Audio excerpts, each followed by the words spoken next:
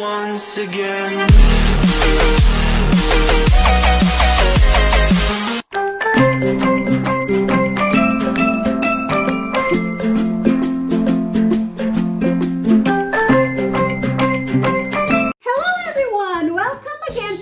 Table.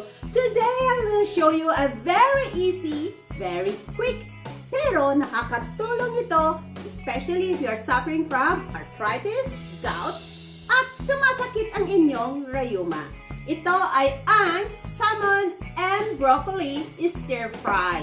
But before we go on with our cooking lesson for today, guys, I would like to thank all my subscribers for your unending support to Mhelbeth's Table.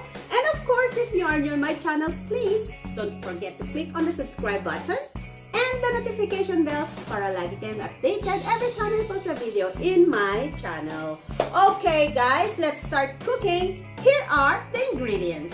For our ingredients, we will use half kilo of salmon, 1 big head of broccoli, half medium carrots, toasted almond, juice of 1 big fresh orange, 1 thumb size of ginger, 2 tablespoons of sweet chili sauce, 4 cloves of garlic, and 1 tablespoon of soy sauce.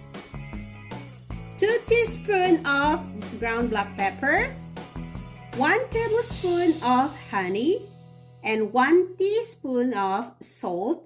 And of course, gagamit tayo ng olive oil. Okay guys, kailangan pat dry yung ating salmon. Tinanggal ko lang yung kaliskis ng isda at saka drinay ko siya ng paper towel. And then, ilalagay ko na yung ating 1 teaspoon na salt. Okay, mimix up natin siya.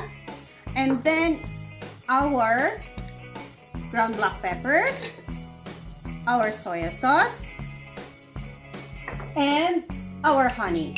So, ilalagay natin lahat yan para ma-marinate sandali yung ating fish. Just be careful kasi guys, ang isda na to is napaka-sensitive, especially pag prinito natin, madaling maghiwa-hiwala yung kanyang meat. Okay?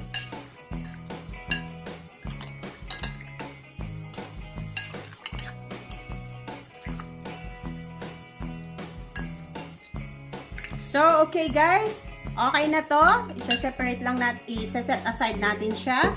And then, for our sauce ng ating stir-fry ay yung orange juice at yung ating sweet chili sauce. Kung hindi available ang sweet chili sauce sa inyo, pwede kayong maglagay lang siya ng soy sauce at saka cornstarch. Okay? Para lumapot yung inyong sauce. Alright. Let's start cooking, guys. Okay guys, sa ating kawali, we will put a little bit of olive oil.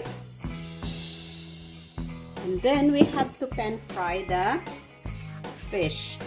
Pwede kayong gumamit guys ng ibang klase ng fish na makakatulong para sa inyong arthritis, especially yung tuna, yung sardines, ganon. Okay? So, pag uminit na yung ating mantika, kailangan mainit siya para hindi dumikit yung ating isda. Okay. So, lalagay natin, skin muna ang nasa ilalim.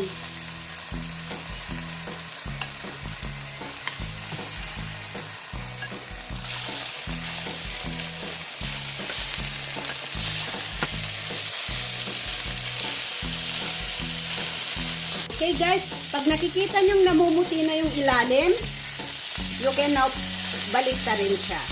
Okay?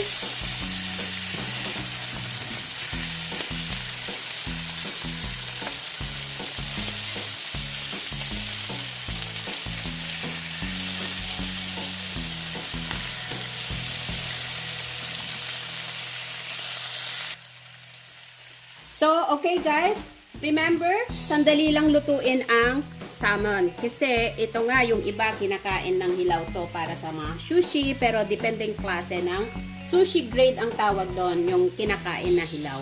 Alright, so iseset aside ko ito, and then kukunin ko yung isang kawali ko. I'll just put it in this side. Okay, direct. Thank you. Okay guys, maglalagay ulit ako ng oil sa aking pan.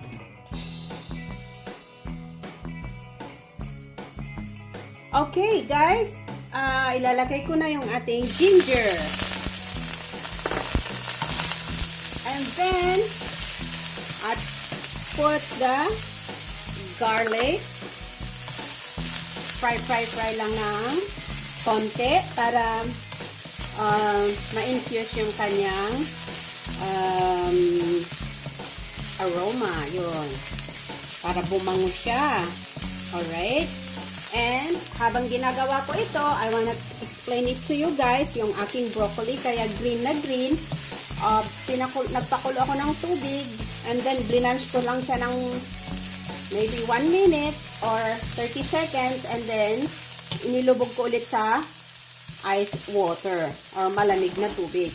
Para sa ganon, kahit i-fry mo siya, hindi siya magbabago ang kulay, hindi siya mangingitim. Alright, ganon ang technique. Now, I can put my carrots. So, carrots muna tayo. Fry muna natin.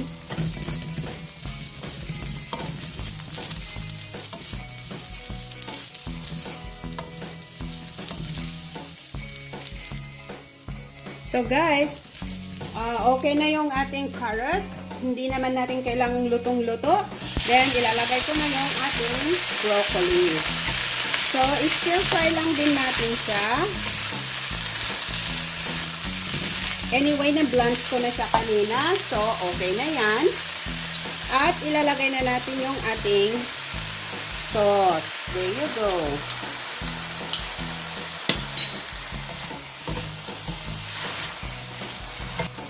Yung sauce natin guys, yan yung fresh na orange juice at saka yung sweet chili sauce. Pinaghalo ko lang siya. Okay? So, eto na. Okay na yung ating gulay. Then, ilalagay ko na yung ating kanina prinito na salmon. Yay! Ganun lang guys kasimple at ganun kabilis. Dahil ang isdang ito ay hindi mo kailangan matagal na iprito.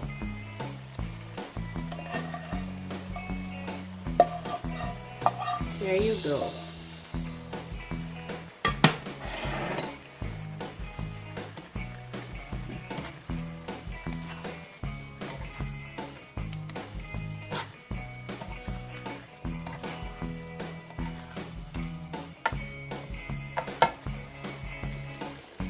Okay guys, okay na ito. Ready na ito for plating. Ganun lang to kabilis guys. Kaya sa 30 minutes nyo, pwede na. Pang madalian to na ulam pero healthy siya. Okay, so ilalagay ko na sa ating plate para sa ating picture taking. Ayan guys, ang ating stir fry na almonds broccoli. Lalagyan natin siya ng toasted almond sa ibabaw para lalong sumarap yung ating stir fry. Ayan. Wow. To all my subscribers, thank you so much. And if you're new to my channel, please don't forget to click on the subscribe button and the notification bell para lagi kayong updated every time I post a video in my channel. Okay guys, sa lahat ng mga may arthritis dyan, mga may rheuma, please try this recipe. This is good for you to help na mabawasan yung nararamdaman yung sakit. Okay po? Hanggang sa muli and thank you so much everyone.